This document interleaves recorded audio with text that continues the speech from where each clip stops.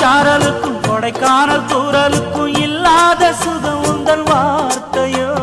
நாடோடி மன்னனுக்கும் ராஜராஜ சோழனுக்கும் உண்டான வீரம் உந்தன் வீரமோ.